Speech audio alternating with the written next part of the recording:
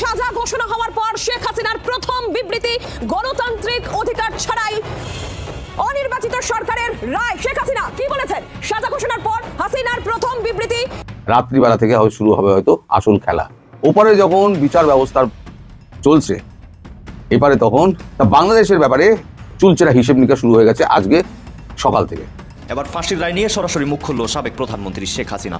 রায় মানি না বলে ডাইরেক্ট ঘোষণা দিলেন তিনি, যে কোনো সময় সরকার পতনের ডাক দিতে পারে আওয়ামী লীগ। আমি জাফর সরকার, সাবেক সেনা সদস্য। আমি একটি প্রশ্ন বাংলাদেশের কাছে রাখতে চাই, সত্যি কি বাংলাদেশের শেখ হাসিনার ফাঁসি কার্যকর ক্ষমতা বাংলাদেশের আদালতের আছে? এই রায় যেটা দিয়েছেন উল্টাটা হবে এনি টাইম, যে কোনো সময় হতে পারে। এবং শেখ হাসিনার ফাঁসির রায় দিয়ে দিল ইউনূস।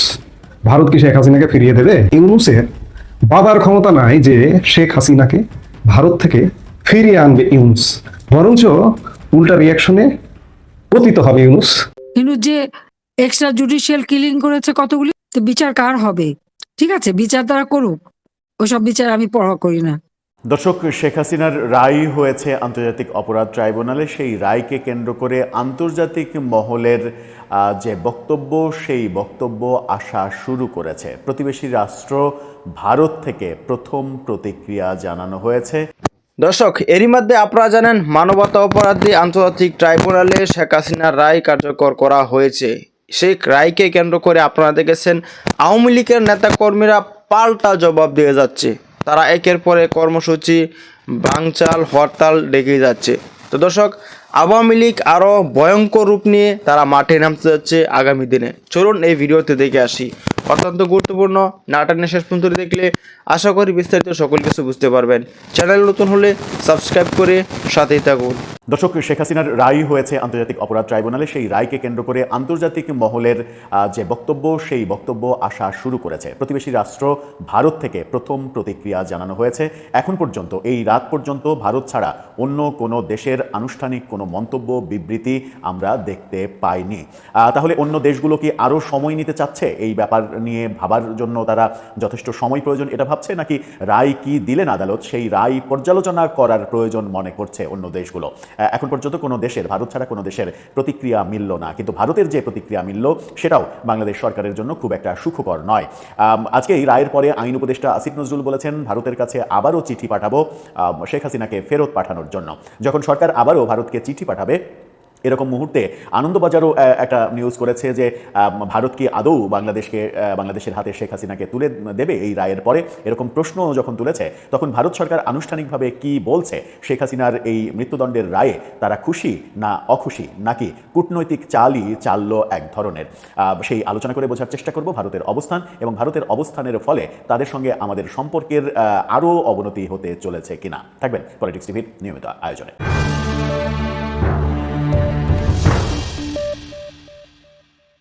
দর্শক, বলছিলাম প্রতিবেশী রাষ্ট্র ভারত ছাড়া এখন পর্যন্ত অন্য কোনো দেশের প্রতিক্রিয়া পাওয়া যায়নি। এ ধরনের খবর এখন পর্যন্ত গণমাধ্যম দিতে পারেনি। আমরা যখন এই ভিডিওটা করছি রাত 10:30টার পরে, সেই সময়েও ভারত এই ব্যাপারে কোনো ধরনের কোনো খবর, মানে ভারত না, অন্য কোনো দেশ, ভারত ছাড়া অন্য কোনো দেশ কোনো ধরনের কোনো খবর দেয়নি।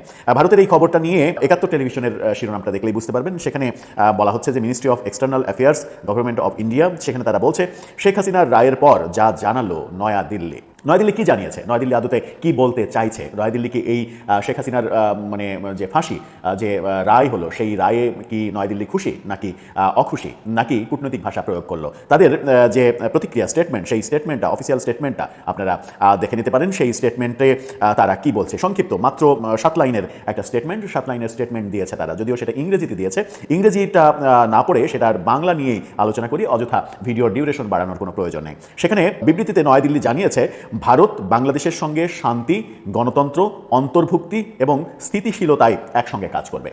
কয়েকটা পয়েন্ট বলেছে, শান্তি, গণতন্ত্র, অন্তর্ভুক্তি যে কথাটা তারা বারবার বলে আসছিল, সেই কথাটা আবারও বলছে যে ইনক্লুসিভিটি থাকতে হবে রাজনীতিতে এবং নির্বাচনে। সেই কথাটা আবারও বলছে যে অন্তর্ভুক্তিমূলক ব্যাপার, গণতন্ত্র থাকতে হবে। সেটা যদি থাকে তাহলে ভারত বাংলাদেশের সঙ্গে একসঙ্গে কাজ করবে। আজকে রাতে ভারতের পররাষ্ট্র মন্ত্রণালয়ের এক বিবৃতিতে এই কথা বলা হয়। বিবৃতিতে আরও বলা হয়েছে, সাবেক প্রধানমন্ত্রী শেখ হাসিনাকে নিয়ে বাংলাদেশের আন্তর্জাতিক অপরাধ ট্রাইব্যুনালের ঘোষিত রায় ভারতের নজরে এসেছে। রায় নিয়ে কিন্তু তারা কোনো ধরনের কোনো মন্তব্য করেনি। তারা শুধু বলেছে এই রায়টা তাদের নজরে এসেছে। তারপরে কি বলছে তারা বলছে ভারত ঘনিষ্ঠ প্রতিবেশী হিসেবে বাংলাদেশের শান্তি, গণতন্ত্র, অন্তর্ভুক্তি এবং স্থিতিশীলতা সহ জনগণের সর্বোত্তম স্বার্থের প্রতি প্রতিশ্রুতিবদ্ধ। ভারত সবসময় এই লক্ষ্যে সব অংশীদারদের সঙ্গে গঠনমূলকভাবে কাজ করবে। অর্থাৎ ভারতের যে প্রতিক্রিয়া, সেই প্রতিক্রিয়াটা একেবারেই পাশ কাটানো প্রতিক্রিয়া। এই মানে এই স্টেটমেন্টে কোনোভাবেই তারা এটা বোঝাতে চায়নি যে এই রায় নিয়ে তারা আদতে কি ভাবছে। হয়তো এই স্টেটমেন্টই বলে দেয় যে এই রায়ে তারা খুশি নয়, কিন্তু তাদের অখুশির যে ব্যাপারটা সেটা তারা স্টেটমেন্টে সরাসরি বলেনি। যেহেতু স্টেটমেন্টে তারা ক্লিয়ার করেনি, একটা ব্যাপার শুধুমাত্র ক্লিয়ার করেছে যে অন্তর্ভুক্তিমূলক গণতন্ত্র তারা চায়, সেখানেই তারা টেকনিক্যালি বলে দিয়েছে যে বাংলাদেশ সরকার বর্তমানে যে পদক্ষেপগুলো নিচ্ছে, আওয়ামী লীগকে বাদ দিয়ে গণতন্ত্র, আলোচনা, নির্বাচন, এই ব্যাপারগুলোর সঙ্গে ভারত একমত নয়। কিন্তু শেখ হাসিনার বিচারে তারা যে মানে খুশি নয়, এটাও কিন্তু এই প্রতিক্রিয়ায় ইনডাইরেক্টলি কিছুটা আঁচ পাওয়া যায়। যদি শেখ হাসিনার এই রায়ে ভারত খুশি না হয়ে থাকে, তাহলে কি শেখ হাসিনাকে ফেরত পাওয়া সম্ভব হবে? বর্তমান সরকার শেখ হাসিনাকে চাইলে, যেটা আসিফ নজরুল বলেছেন যে আবারও চিঠি দেবেন তারা ভারত সরকারকে শেখ হাসিনাকে ফেরত দেওয়ার জন্য।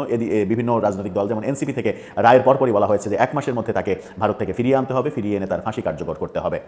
এবং তিনি দেশে ফিরে আসা কিংবা আন্তর্জাতিক অপরাধ ট্রাইব্যুনালে আত্মসমর্পণ করার আগে পর্যন্ত আপিল করারও সুযোগ পাবেন না। আবার সজীব ওয়াজেদ জয় রয়টার্সের সঙ্গে সাক্ষাৎকারে বলেছেন যে তারা কোনো আপিলও করবেন না, এই সরকারের অধীনে তারা কোনো আপিল করবে না। পরবর্তীতে নির্বাচিত গণতান্ত্রিক সরকার যখন আসবে তখন আপিলের ব্যাপারটা ভেবে দেখবে। এবং তিনি এটাও বলেছেন যে আমার মা ভারতে আছে, নিরাপদে আছে, এই সরকার যতই ফাঁসির রায় ঘোষণা করুক সেটা তারা মানে প্রতিষ্ঠিত করতে পারবে না, কার্যকর করতে পারবে না, কিছুই হবে না। ভারতে প্রধানমন্ত্রীর মর্যাদায় তিনি রয়েছেন, এই কথাও তিনি বলেছেন। রায়ের পরে শেখ হাসিনা রায়কে প্রত্যাখ্যান করেছেন, হরতাল ডেকেছেন, এই ব্যাপারগুলোও আমরা দেখছি। তার মানে আসিফ নজরুলের যে বক্তব্য, ভারতের কাছ থেকে ফিরে পাওয়ার, শেখ হাসিনাকে ফিরে পাওয়ার প্রত্যাশা, সেই প্রত্যাশা বোধহয় পূরণ হচ্ছে না। ভারত এই ব্যাপারটাকে পজিটিভলি দেখেনি। এখন দেখার বিষয় হচ্ছে যে ভারত তো তাদের প্রতিক্রিয়া কূটনৈতিক ভাষায় বুঝিয়ে দিল, সরাসরি কোনো কিছু হ্যাঁ না সরাসরি না বলে কূটনৈতিক ভাষায় আকার ইঙ্গিতে বুঝিয়ে দিল। এখন পালা হচ্ছে বিশ্বের অন্যান্য দেশ এটাকে কিভাবে ট্রিটমেন্ট দেয়, তারা কিভাবে উপস্থাপন করে, তাদের ভাষ্যগুলো কি হয়। শুধুমাত্র দেশ না, দেশ, সংস্থা, জাতিসংঘ সব দিক থেকে কি বাণী আসে, কি পর্যবেক্ষণ আসে। অবশ্য বেশিরভাগ দেশ থেকে একটা পর্যবেক্ষণ কমন হয়তো আসবে, সেটা তারা রায়ের আগেই বলেছিল যে কোনোভাবেই এই আদালত থেকে যেন মৃত্যুদণ্ডের কোনো আদেশ না আসে।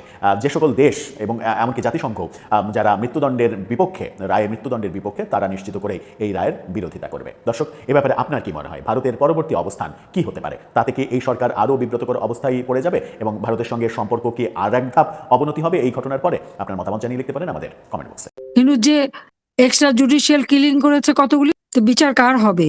ঠিক আছে, বিচার তারা করুক, ওসব বিচার আমি পড়া করি না। আল্লাহ জীবন দিয়েছে, একদিন আল্লাহ নিয়ে যাবে, কিন্তু দেশের মানুষের জন্য আমি কাজ করে যাচ্ছি, কাজ করে যাব। আমার তো বাবা মা ভাই সব হারিয়েছি, তারপরে ঘর বাড়ি যা ছিল সব লুটপাট পুড়িয়ে দিয়েছে।